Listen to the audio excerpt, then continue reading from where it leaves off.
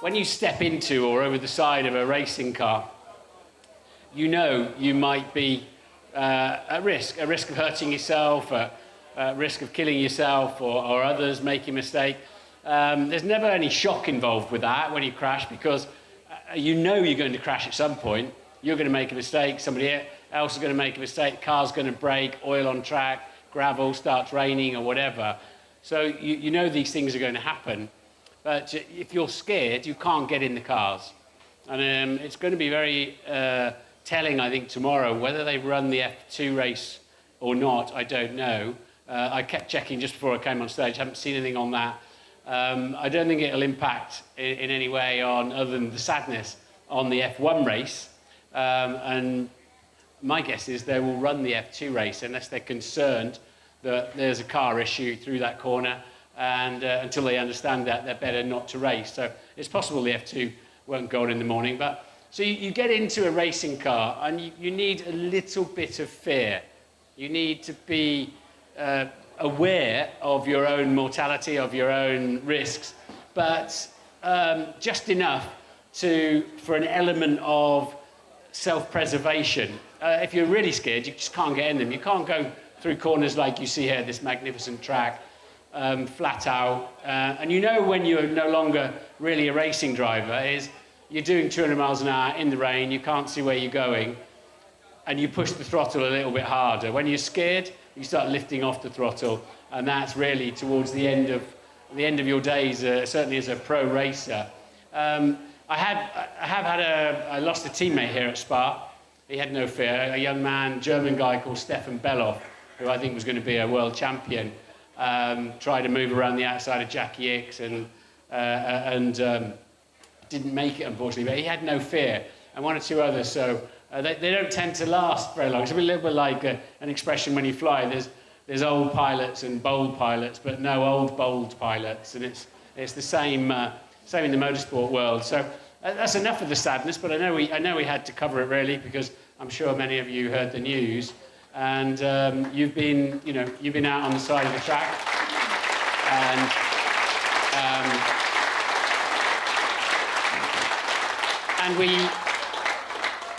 safety at a racetrack actually starts with the fans, starts with you. You're paying to be here to be entertained. You've not bought into any risk. So that's why they go to so much trouble. Sometimes you get stuck behind a fence, you have to look through a fence to see the cars, or a little bit too far away from it, as we can have at Silverstone sometimes. But your safety and your children and your family and your friends is absolutely paramount. The next on the list for me are the marshals and corner workers, because they bought into an element of risk, because they're right close to the action. They're providing an imperative service for the day, but they deserve every little bit of protection they can get. Next on my list, who deserves the priority and safety, would be the pit crews in the pit lane.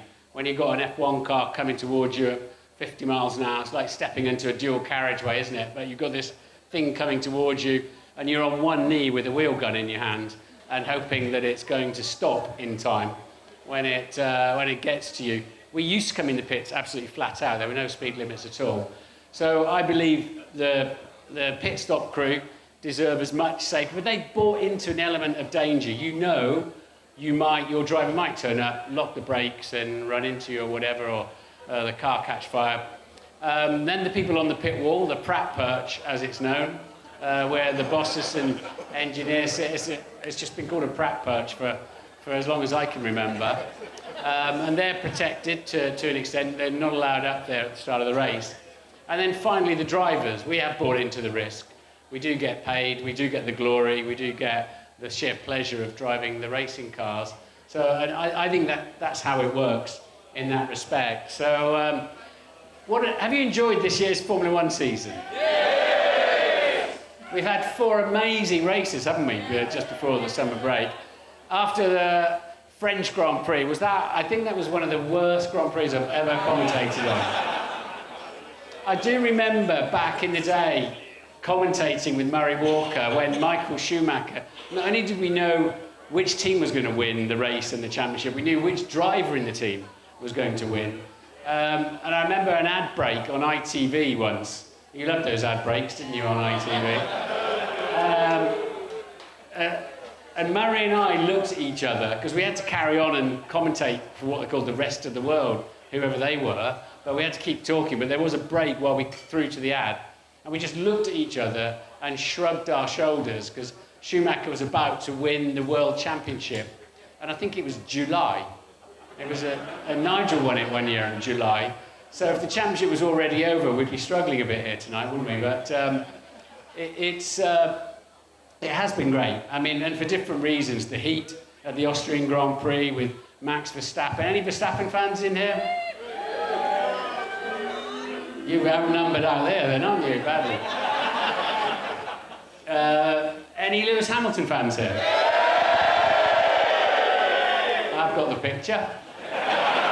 Who else? Who else? Lando Norris. Lando, of course. Lando coming through. Dude, that's really nice to hear for a young man who's just come on the scene to... Danny Rick. Yeah. He's in for a good race tomorrow, Danny Ricciardo. Yeah, Alex is a nice lad. They're all terribly polite, these young drivers, and so well educated, and I don't know, they'd open a door for you, I think, or something like that. They're really polite young men. Okay, so it's predominantly Hamilton, but young British drivers, bit of Charlie Leclerc, bit of Daniel Avocado, or whatever his name is. Yeah. He's a good lad. He's a very good lad. So yeah, we had the Austrian race, just tremendous. And then, I mean, the German Grand Prix, when they're all flying off the road into the barriers. I think that's the most breathless Grand Prix I've ever commentated on. That's when I can get a word in, and we're crofty anyway, to be honest. We have had some sensational races, thank goodness, because we're up against cricket matches and football matches that have been immense as well. And this season, though, I mean, Lewis is going to take the title. I can't see any way he won't take the title. He's over 60 points clear of second and third. They're in decent shape, but Mercedes must be worried about their engines. They put Spec 3 engines in this weekend, and 2 of the 6 have blown up. One in the Racing Point and another one in the Williams today.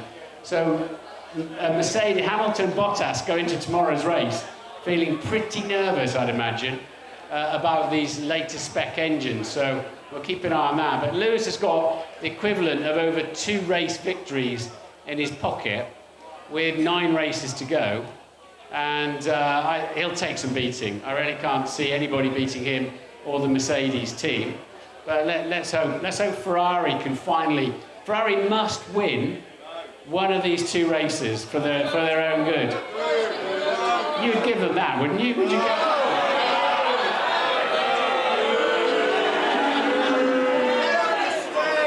let them win one race, for goodness sake. They need to win it here or in Monza next weekend, or preferably both for their sake, and actually for the championship as well. I think Charles Leclerc deserves a race victory. I think he's driven well enough already to. He's been on pole already 3 times, isn't it? And on the podium many times. He is a lovely lad as well, a really lovely lad. So yeah, that's sort of some of the season we've seen. Williams is struggling, obviously. McLaren coming back to the fore. Any McLaren fans in here? Wow, good. That was the team I most enjoyed driving for in Formula One. They fired me at the end of the year, unfortunately, and took Nigel Mansell on, but that didn't work out well. He did about half a season and gave up, but it was difficult times back then at McLaren. But they're coming back to the where they should be to an extent. Have you seen the 2021 cars? The pictures. What do you think? Like an Indy car. I think it looks a bit like a sort of a Lidl version of what we got today. It's a low-cost sort of. I think it'll look sexier when it comes out eventually. Well, let's hope so. Not sure the teams are going to vote for it. I think we should get into some questions from from you guys and girls and kids and anybody who wants to ask questions. We've got some microphones as well somewhere for you, so everybody can hear your question. We've got this gentleman down there. I'll come to you in a minute. Where are our microphones? Hello? Steve, where are the microphones for the audience? Shout the question out and I'll repeat the question. Now that Alex is taking your job as a commentator, Yeah. what's your hope for Charlie? Don't No. be serious, better. Yeah, funny enough, so we're talking about my son and my daughter, actually, is the first question. Alex has done some commentary, apparently sounds quite a lot like me. He did the Indy 500. And, and my daughter's a car designer. Sorry? Too much. I'll tell him. He'll be pleased to hear that. But I think you're absolutely right. I've told him before. Yeah, there's a young man down here. Do you think it's time for fresh air in Williams management? Do I think it's time for fresh air in Williams management? Punchy? I will not duck any question this evening about Formula One. Or I cover the meaning of life as well, if you've got any questions on that. I do think it needs some fresh management, yes. I think Claire should probably move upstairs to be chairman of it, and I think it needs somebody like an Andreas Seidel they got in a McLaren, or somebody, a Christian Horner, or somebody who can really pick the team up and run with it, not carry the burden of being a family member as well, and just cut them loose and let them run it minute by minute, day by day. So yes, I do think Williams could do with the change.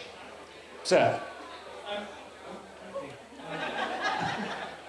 I was going to ask you about the new aero design and the constraints that's going to put on the team.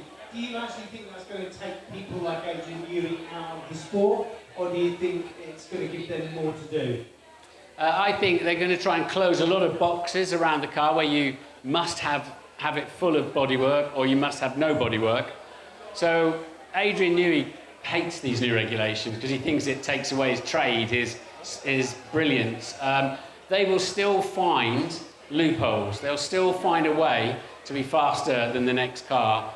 And that is the beauty of F1. The cars are, very different in many respects. You may have heard me say in commentary, the only two things that will transfer from car to car are the tyres and the rain light on the back of it. Nothing else transfers. And people will say, what about these common, computer ECUs? But even they've got special software for each team. So the cars look completely different, but yeah, it might take away some of that. But I don't like to see all the bits hanging off the side of the car. They're cutting the mechanics' legs and hands when they're working on them.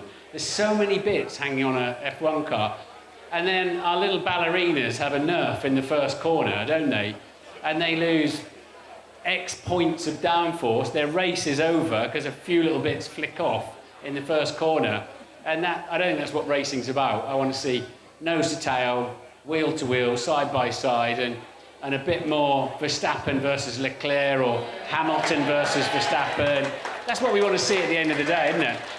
Or anything else, for me, is just noise. It's just interesting noise about aerodynamic pieces hanging on the cars or whatever. It's an aside that we've got a 5-hour race show to fill every day, every Grand Prix day. So I like that detail, but at the end of the day, in my experience, I've been in Formula 1 35 years now, people want to know who's the fastest driver, who's the bravest driver, what do they look like, what do they sound like, what do they do?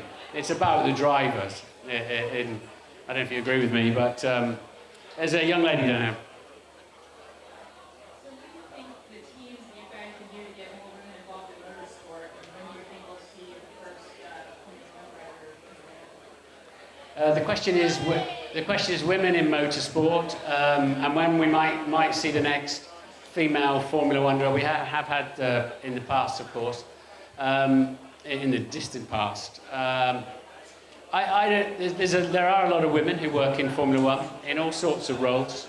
and play a pivotal role. I've never seen anything in my entire mud racing career to suggest that women are not welcome, are not considered, are not you know, not perceived as being good enough, fast enough.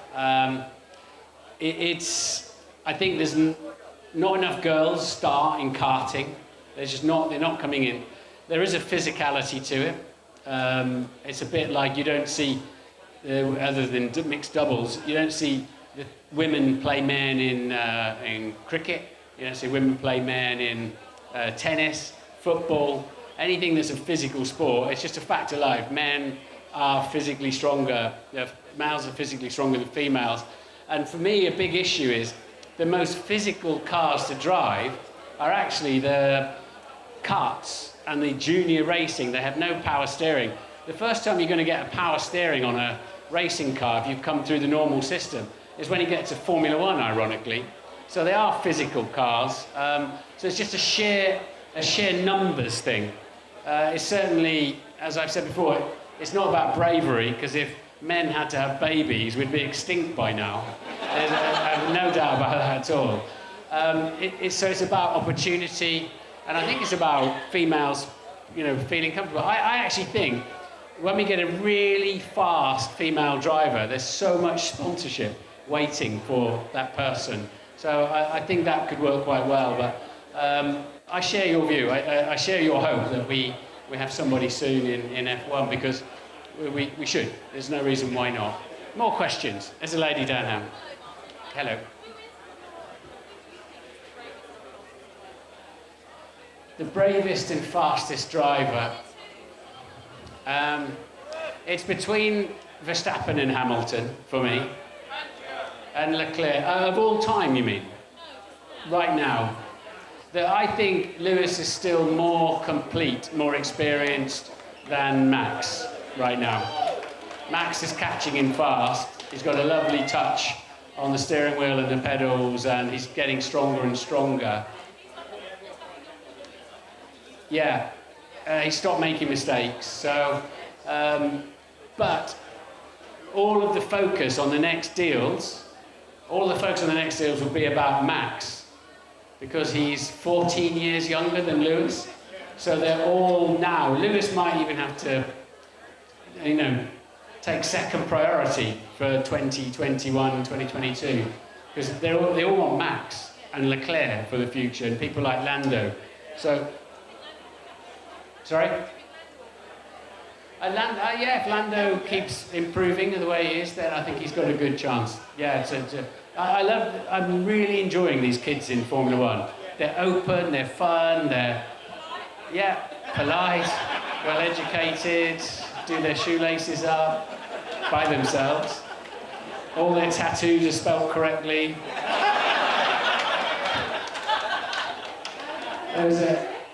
Next question. Yeah, I've got you. Yeah. Two-part question, mate. Favourite course to watch, and can you do me the honour of shaking my hand? Yes, I can. Favourite. Let's do that. Thank you. You're nearly tall enough for us to do a man hug, actually. I'm a bit clumsy at those. Favourite circuit to watch, Suzuka in Japan. Be one I'd recommend putting on your bucket list. It's a very long way, that's the trouble. It's a very, very long way. And even when you land in Tokyo, you've got another 5-6 hours if you know how to get there. So, but it is magic. I love the old school circuits. Spa, Silverstone, Monaco, Monza, Suzuka. They're the one. They're narrow. If you make a mistake, it's going to hurt. That's a proper racetrack, as far as I'm concerned. But you know, honestly, a sunny day like today at this place, I'm not sure there's too much better than that, is there? There really isn't. What did that shoey actually taste like? Ricardo Shui. I was actually accused of not actually drinking the champagne out of it, because I hate being sticky. I cannot bear to be sticky. And the thought of champagne all down, you know, running through my underpants, down through my trousers, you know, it tasted disgusting. And this is a true story. And I talked to Ricardo about this. I had a sore throat for about a week. So, actually, it's my picture on Instagram or Twitter, isn't it? Yeah. I don't know why, it was just a thing. We all had to do it, didn't we, at the time? Bottas ran a mile. I said to Valtteri, you have a go. He was like, no way, and then he jumped off the podium. But it's a fairly... What does Lewis call it? Toe jam or something like that. I'm not doing that or something like that. Yeah, really gross. There's a young man down here. Do you think drivers deserve to be punished for track limits the way they were in Germany? Track limits, yeah, it's a pet hate of mine. Do I think drivers should be punished for track limits? Yes, I do. I find it really confusing. Like here, there's 2 or 3 corners here, they're running wide, and apparently it doesn't matter. Well, they wouldn't be there if it was faster, let me tell you. And if they run wide on the exit, it's because they carried 2 or 3 miles an hour more on the way into the corner, through the apex of the corner. So just make it absolutely clear for everybody. Because I know, you know, you see your favourite driver get penalised one race, and then the next race you see drivers off all over the place, not getting penalised, and it's annoying. So, and as soon as, like here at Radillon, the top of Eau Rouge, if they run wide, they lose their lap time, and they'll get a penalty in the race if they do it 3 times. So they're not doing it because they're the finest drivers in the world. They can control their cars, so control the cars, you know. And then, can you imagine if it was a football game? And you sort of, yeah, well, the ball was only a little bit out, or the ball was only a little bit over the line, but we're not going to count that as a goal. You know, any other field of play has rigid dimensions, so I think we should have. What are your views on Valtteri's contract extension, and do you think Esteban should be given the seat? I did an interview with Esteban just tonight, just before I came here, actually.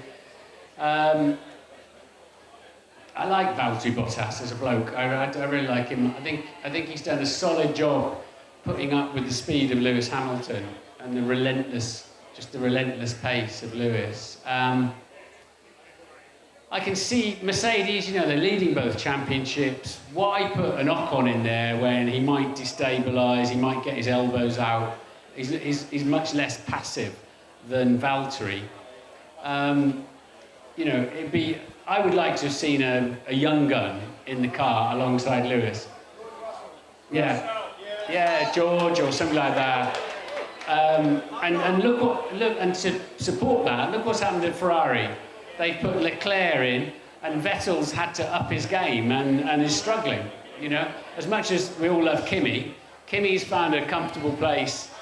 He's got a dodgy leg, by the way. He's hurt his leg, fell off a motocross bike. He says it's far less dangerous drinking, so he's going to go back to drinking. I'm quoting him on that. I wish Mercedes, for our sake, had put a really feisty young gun in the car, but they've gone for the we can win everything. Why don't we just keep it simple? Another question over here. I don't know where here is, unfortunately. Hi Martin, can you give us an insight to what it was like to work with Murray Walker? Oh, the great Murray Walker. Yes, what was it like to work with Murray Walker? Good question. I saw him at dinner the other night. He sat, we had a very special, very small table of people at the RAC club, because they've opened the Murray Walker TV room. And he sat talking to Bernie Ecclestone directly opposite me. Murray's 95. He looks frail. His brain is pin sharp. He gave a 15-minute speech that was without notes, that was immaculate and pertinent and had all the right intonation and delivered the punchline at the end. Sharp, I would say, was sharper than Bernie, actually, sharper than Bernie's brain. And it was just a pleasure to see him again. and absolutely tremendous man. I remember I didn't want to be a commentator. I thought I was driving for Eddie Jordan, who I believe was here just last night. Yes, I thought I was driving for EJ in '97. So I went into the commentary box kicking and screaming, and look how that turned out 24 years later. Now, my whole racing career appears to have been a fact-finding mission for my TV career, which you have no idea how much it hurts me to say that, but it's probably true. So I said to Murray, look, tell me about this television game. What am I supposed to do? What are we going to do? He said, I can't tell you anything about motorsport marketing. I said, come on, Murray, you've been doing this 50-odd years. He said, I'll just say one thing to you. All we're there to do is to inform and entertain. And I've remembered that ever since. So simple, so clear, and so accurate, basically. Add knowledge. Fans are pretty knowledgeable anyway. They know what they want out of it. They know what they're looking for in Formula One. Just add a bit of knowledge to that, a bit of entertainment, stand back and let the racing do the work. And lots of things. I often say, having Murray Walker teaching you how to commentate on a motor race is like having Pele teach you how to kick a ball, basically. And that's how I felt about it. It was a great privilege to stand alongside him in the commentary box. And I made probably the smartest career move I've ever made. And because Murray and James didn't used to get on too well. So James Hunt used to be sitting down, and they had to share a microphone in the early years as well. James would be sitting down, quite disinterested. Murray would be up with his, because Murray said your diaphragm is open, you can broadcast much better when you're standing up. With his trousers on fire, as they used to say, getting really excited. And so I thought, if that's good enough for Murray Walker to stand up, I'm going to stand up. And so we really got a wonderful rapport going, and we looked at each other, we talked to each other, because we commentate to 68 countries in the world. And if you think about how many millions of people are listening to you, it makes your tongue go dry. You get really nervous, to be honest. So we ended up just talking to each other. But we had a system, because I think if I'd have, about halfway through a good race, if I'd have walked out the back of the commentary box and gone home, I don't think Murray would ever have noticed until the end of the race. Because he got on it. So it was quite hard, because I understand James Hunt, Murray was so enthusiastic and everyone stopped talking. So we had a system where I'd put my hand on his shoulder if I had something to say. Like, I think you'll find, Murray, I used to say quite a lot, I think you'll find that's Michael Schumacher, not Ralph Schumacher. But that didn't work after a while. But what I found is if I dug my fingernails in the sinews of his shoulder and left them there long enough, he would eventually turn around and let me speak and say a few words. No, it was wonderful. I mean, truly a privilege to work with Murray Walker. Who's got some questions? Some more back there as well, next. Do you think, given Seb's recent fall from grace, would you be surprised if he gave up at the end of this season? No, he won't. I don't think he'll stop at the end of this season. I don't know what he'll do after that. Some talk he's trying to go back to Red Bull. And I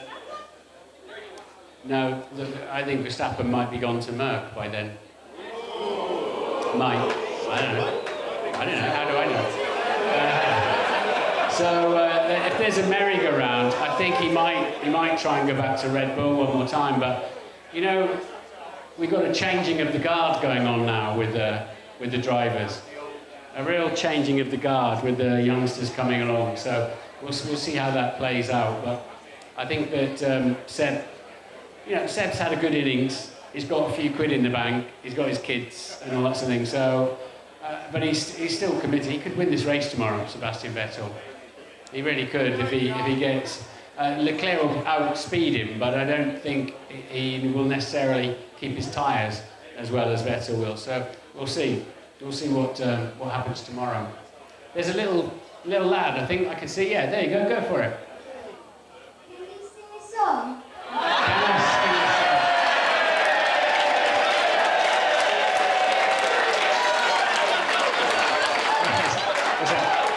I know, so we'll get on your nerves. No, I can't sing, and I've got a bad experience of it. When I first joined Benetton, we were in Treviso at the Benetton beautiful factory there, and there was a karaoke. God knows what, it's a karaoke. And it was me and Michael Schumacher, bless his heart, we were teammates. Up on stage, we got booed off. we were so bad, they booed us off the stage. So I don't know what we were doing up there really, but no, I can't. Can you sing a song? No, okay.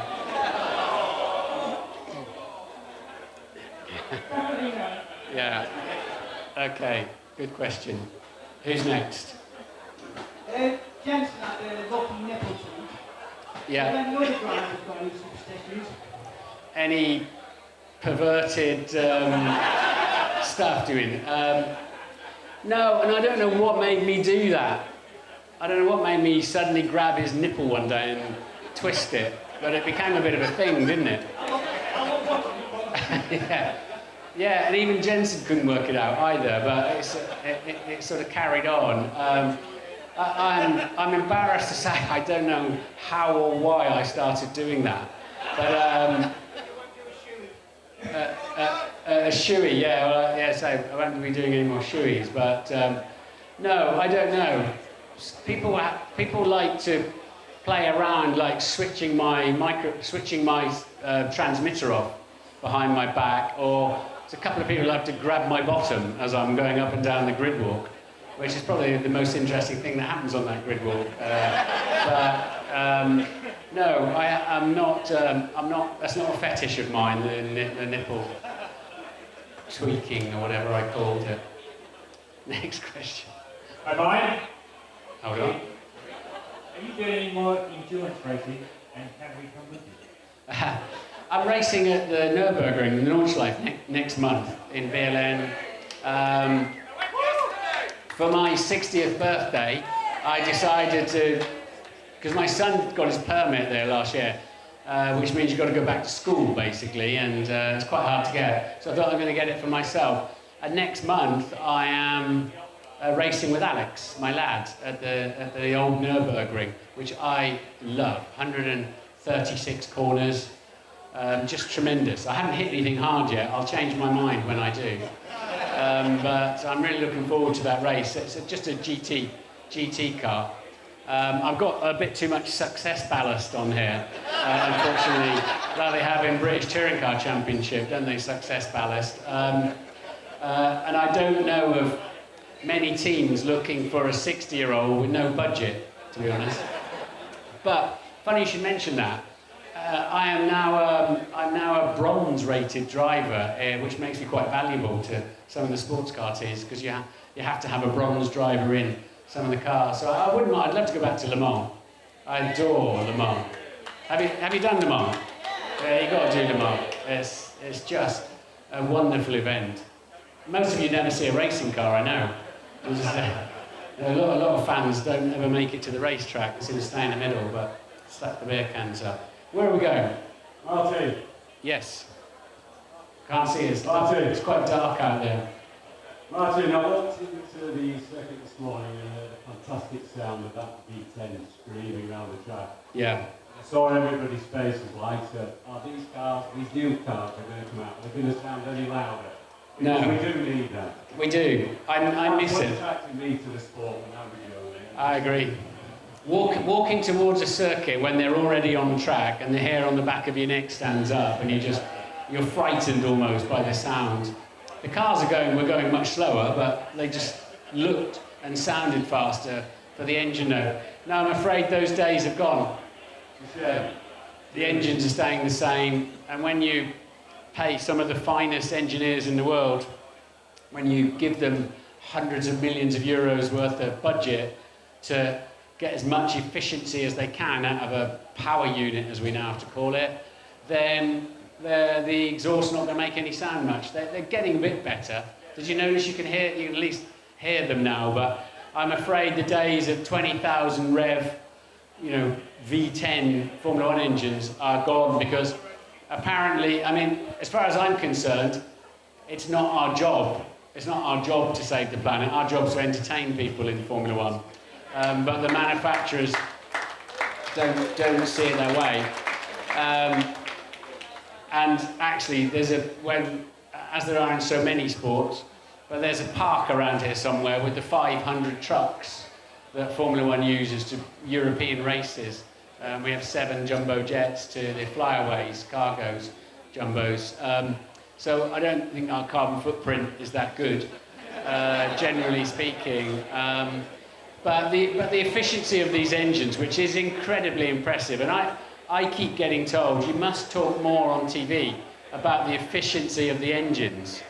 And I think I could be able to hear you turning it off, fighting for the remote control while I'm going on about these used to be 44% efficient, and now whatever Alan Partridge accent I can put on, being a Norfolk lad, actually they're now 50%. You'll be gone, you'll be done, and bored with that. So, but I'm afraid the horse has bolted. We've got to have these hybrid engines. Hi Martin. Just a quick one. I know you mentioned about having to talk with Murray about correcting which driver he was commentating on. Do you find it as frustrating as I do when I'm watching that you have to correct Crofty so much when he says, "It's Verstappen," and I'm shouting at the TV, "That's Gasly!" Well, look, I make my own mistakes as well. Let's not pretend I always get it right. Yeah, it's Crofty. I'll tell you something about Crofty. He's always got something to say. He's never short of a segue into something or some words, some one-liners, and that. And it is, especially if a car, if you're looking at the back of a car, it's actually nearly impossible to know who it is. And today, for example, when Lewis went barrelling into the wall, that came up as Verstappen on the TV initially. So the graphics are not always right either. And there's enough driver trackers around. It is. I did the lead commentary for a year with David Coulthard at BBC. It's a different job altogether. You've always got to have something to say rather than the bits we do now, where you can stand back, understand what's unfolding in front of your eyes, and come in and say something about it. But yeah, I won't beat up on Crofty. Thank you very much. That's kind of you. Thank you. Hi, Martin. Hi. Hi, how about you? Hi. I want to know who's been your most ignorant ever since seen Rick Walkins interview?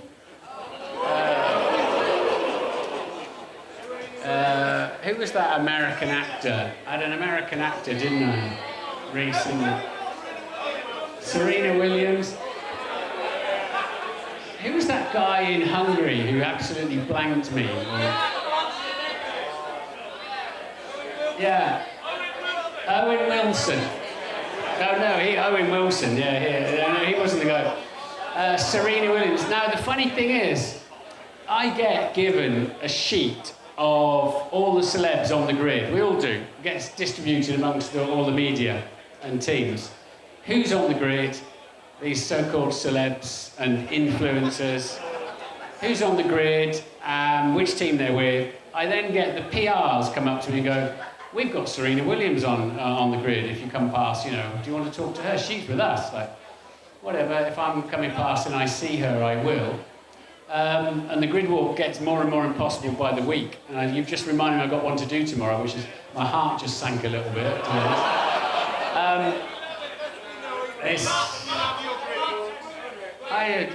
I make myself look stupid in front of tens of millions of people every week. So I'm actually told they're going to be on the grid, asked to go and talk to them. So when I go up to them and they turn their back on me, I'm a little bit surprised at that point, as you can probably tell. And that's what I thought Serena Williams was joking with me. That's why I said, "Well, can I give you a second chance to give me the right answer here, Serena?" And she turned a little bit further away from me. It was, yeah. And the same with the guy on the grid. So they're being paid to be there to promote a movie or something. And we've got a big American audience who take the grid walk as well. So if there's an American star, I have to do a little flyby. I know a lot of you don't like me talking to the celebs on the grid, but nobody else will talk to me anymore. When I first did the grid walk in 1997, my bosses at ITV said, just walk down the grid, say what you see, and let's see how it goes. And I'm still doing it today. And I was the only...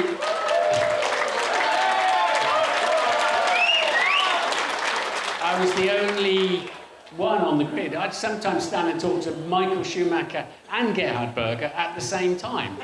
And drivers would come to me and go, you haven't been to see me lately, come and see me on the grid.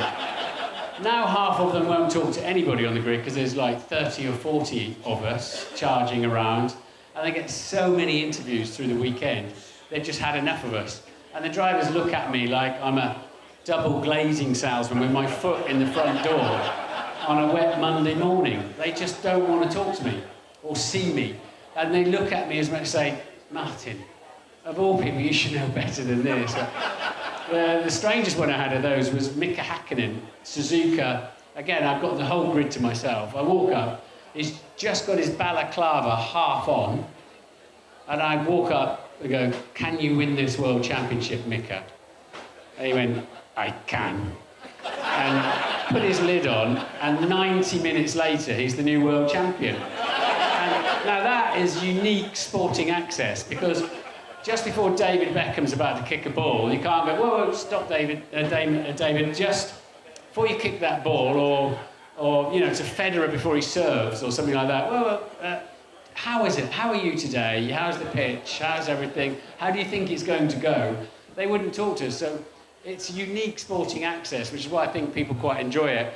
And I like to think when I'm having a really bad one, you're suffering with me as well. You will actually hear me sounding good. Like, we're in this together, guys. So, but now, unfortunately, like the likes of Lewis and Co are absolutely point blank, do not approach on the grid. And so a few C-listers get a little bit of a flyby sometimes. Or you'll know when I'm really in trouble, because I will do a Marty's random person. And I will just go up to the first person I can see and go, hello, who are you? What are you doing on this grid? And in the great fear that they're going to say, well, it's your Auntie Gladys, you fool. Somebody, like, I did know them actually, and I hadn't looked at them. And then, did you see when Guy Ritchie, when I talked to the wrong bloke? In my ear, it's like Guy Ritchie's behind you. And I know Guy, I'd been with him for 3 days the previous week. And I turned round, and if you notice, I don't often look at the people I'm interviewing, because I'm looking around to see what I'm going to do next. My brain is doing 20,000 revs. What are they saying? What am I going to ask them again, and where am I going next? But I don't often look them in the eye. So I swung around, stuck the microphone in the face of a guy with a beard and a tweedy jacket, and it was Guy Ritchie's mate. It was really embarrassing, and then shouting in my ear, that's not Guy Ritchie. And eventually I looked at him. Let's say I know Guy very well, but Ozzy Osbourne was the best guy. Or Kimmy back in Brazil, back in those, yeah, we got youngsters here, so I won't repeat that. But anyway, yeah, that's the grid walk. That sort of becomes increasingly more difficult, especially now they do the national anthem. That bookends it as well.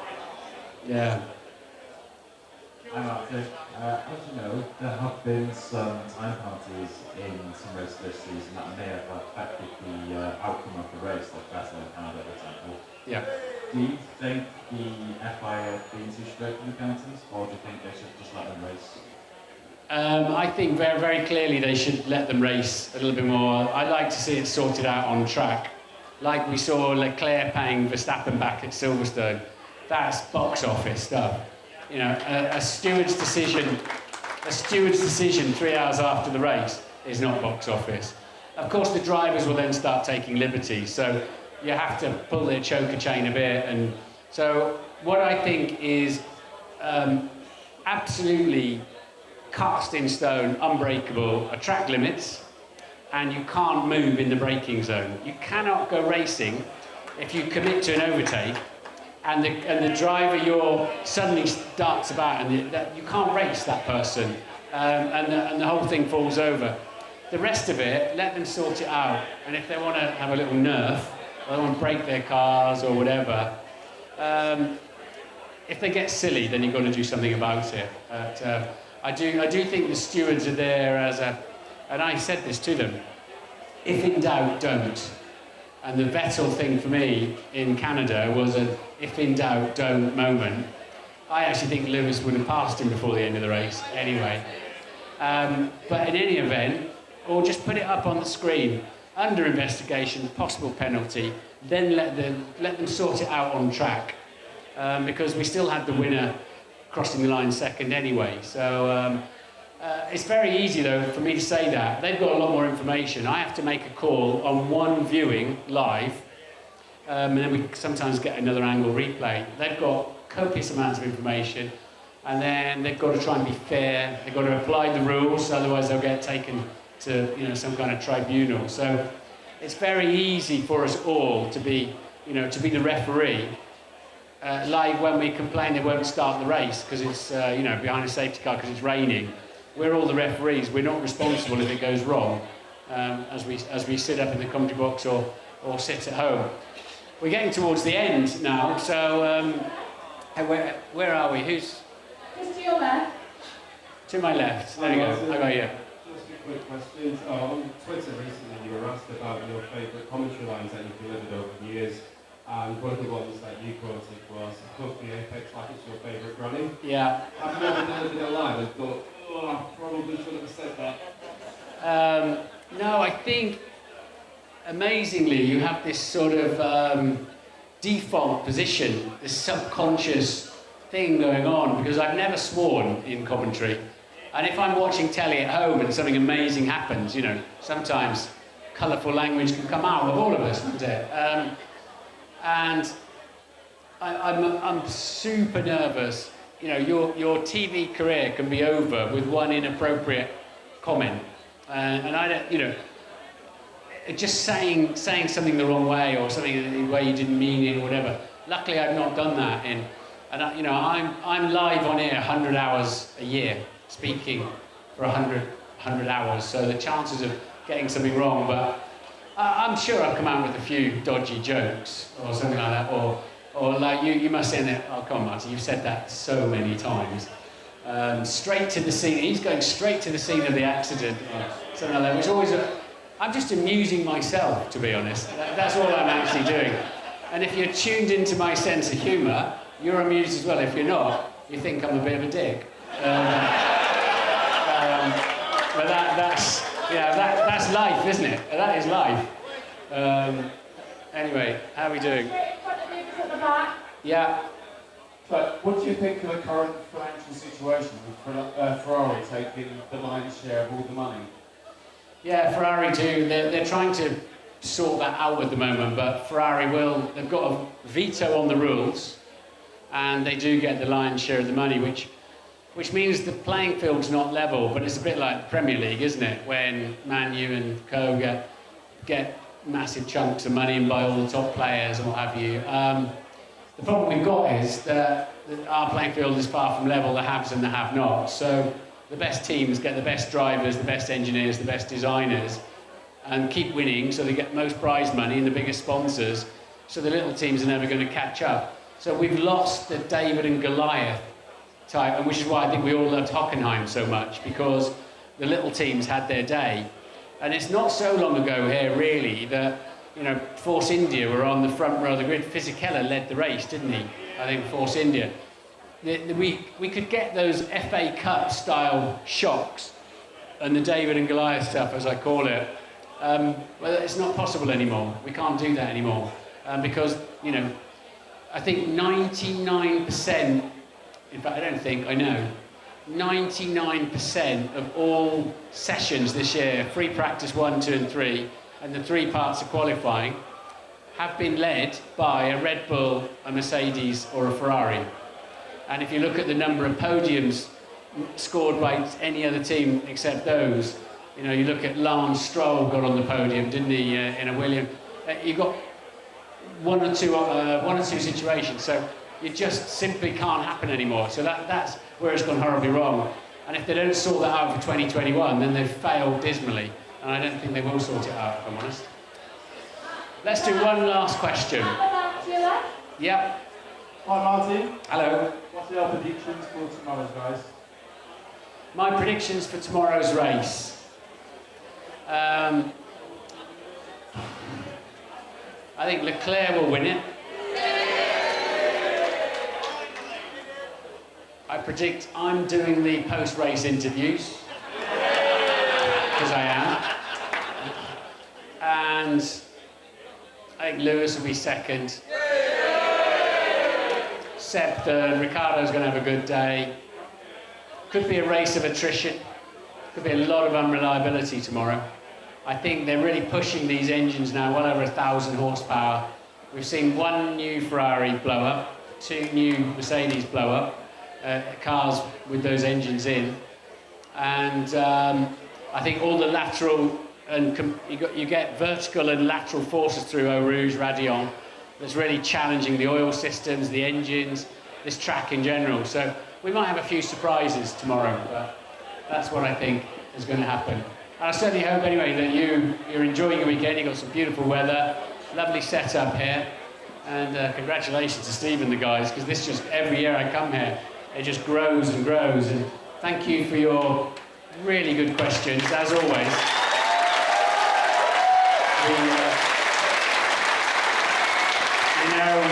We know the British fans, and I've said this, and I'll say it to your faces, but you know, whether it's Schumacher or Senna in the past, British fans have always appreciated excellence in Formula One, not just waving the flag and you know, the Union Jack. Of course, when Mansell was a big star and with Lewis and all that, you know, there's some patriotism there as well, but a very knowledgeable audience, and your questions tonight have only confirmed that. I've got to fly because I've got something else to go to, but really good to see you. Thank you very much.